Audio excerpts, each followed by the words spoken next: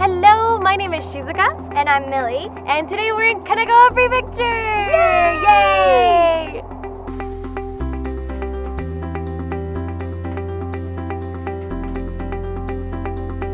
Kanagawa Prefecture, we went all around, and this is actually a really, really huge prefecture. It's got a lot of different scenery, a lot of different activities to offer.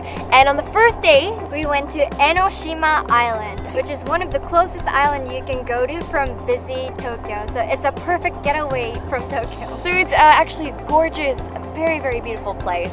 On our way around the island, we did a little hike, actually. There's some really cool back streets, a shrine, which is a very famous shrine called ENOSHIMA Shrine. And then we kind of did our little hike around, and we saw this amazing, amazing restaurant on the top of the mountain. The view was actually breathtaking. Stunning. On a clear day, you can even see Mount Fuji like off in the distance, and it's just water spread out in front of you.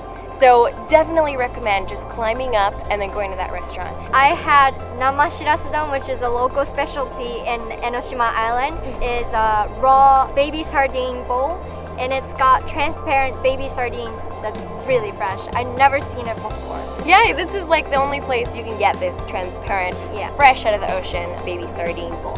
On top of that, there's also a really famous snack, which is called takosen. In English, that's an octopus rice cracker. But it is paper thin, so it's not any typical rice cracker you can get in Tokyo, anywhere else. For a Japanese person, it was perfect. It was so good. They make it right in front of you, like take out the octopus and put it in the press machine and freshly baked. If you want to feel like Japanese, then definitely worth a try. Yes. And after we ate all of that amazing food, we went down the mountain again, and there's this amazing cave. It is called IWAYA. They have a myth of the IWAYA. It's a Roman story about a five-headed evil dragon and a holy maiden. And her name is Benzaiten. And the story goes that the dragon fell in love with the maiden, but he was an evildoer. She did not agree to marry him, even though he proposed to her, and he actually changed his ways apparently in order to make her fall in love with him. And that was apparently how Enoshima kind of came to be. Yeah. So, very interesting story. More interesting than that is when you go into the cave, you'll feel this sudden drop of temperature, and they'll give you this little candle when you go into the cave, and you can walk around in these dark, like really tiny tunnels actually, and hold your little candle and just explore. But inside, at the very end, there is that's actually where the original Enoshima Shrine exists.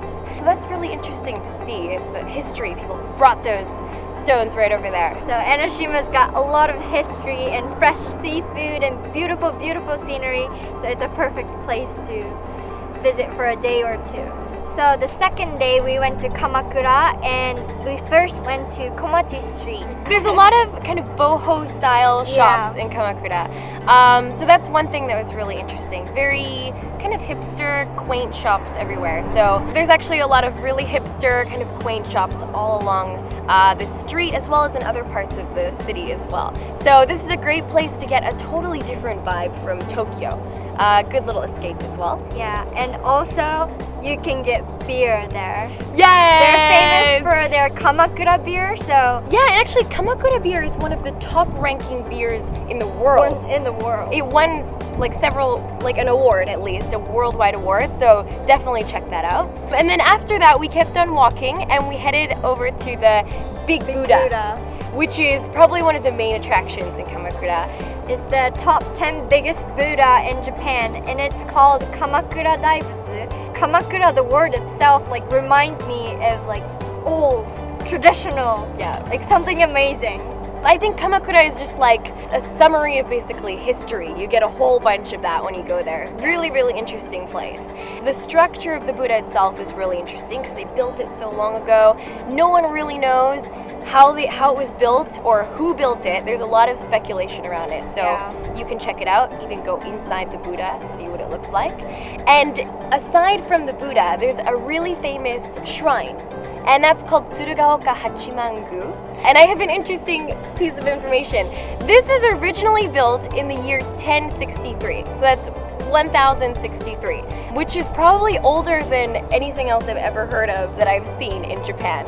but they did move it once, and then it's not the original location it was, but this is a really, really historical, very interesting temple as well. Like I said, Kamakura equals old, but really cool kind of old. Exactly. So yes, it's a great place to experience something totally different from Tokyo.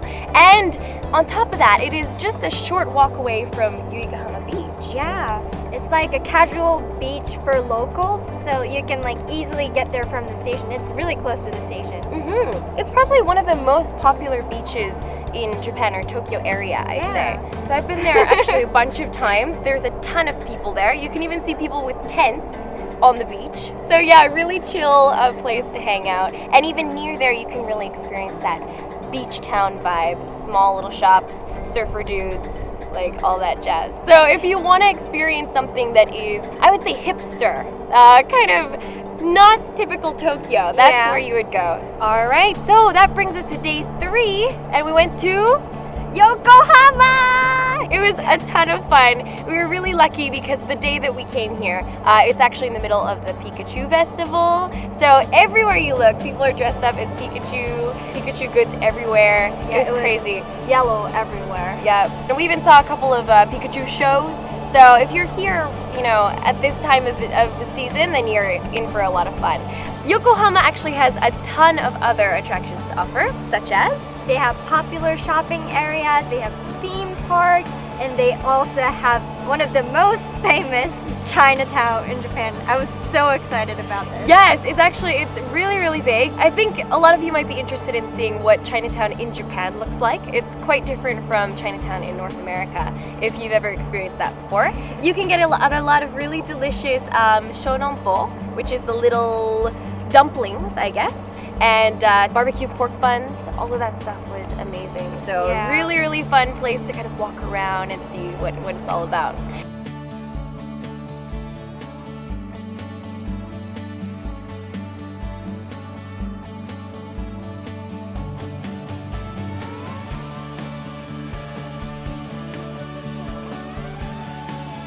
So we went to this really awesome amusement park called Cosmo World, and we tried one of the roller coasters, and it was actually huge. I wasn't expecting this. It had pretty much an 80-degree drop, and it's also a very, I think, good place for a date if you wanted a nice date spot. It has a little bit of an older feel. It's not a really modern amusement park. I think it's also quite old. It has a huge Ferris wheel as well, so you can get an amazing view of the whole port city that Yokohama is. So that would be really nice to try. And speaking of amazing views, we also went to a place called Landmark Tower, Sky Garden. And that probably offers the best view of Yokohama and all of the surrounding areas, including Tokyo as well. So I really liked it as well. You can see a lot of the Bay Area actually, which makes it really different from whenever you go to an observatory in the middle of Tokyo. You can see the bay as well as how the city stretches out into Tokyo actually. So it was really, really beautiful.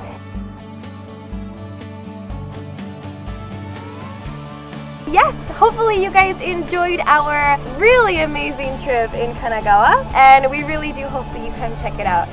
So stay tuned for the next trip, which is in Okinawa! Yay! She's very lucky she gets to go, but I will unfortunately not be there. But you can look forward to a whole bunch of really famous YouTubers who are yet to be announced, but it's a secret, but you guys can look forward to that. So thank you guys so much. See you guys next time. Bye. Bye-bye.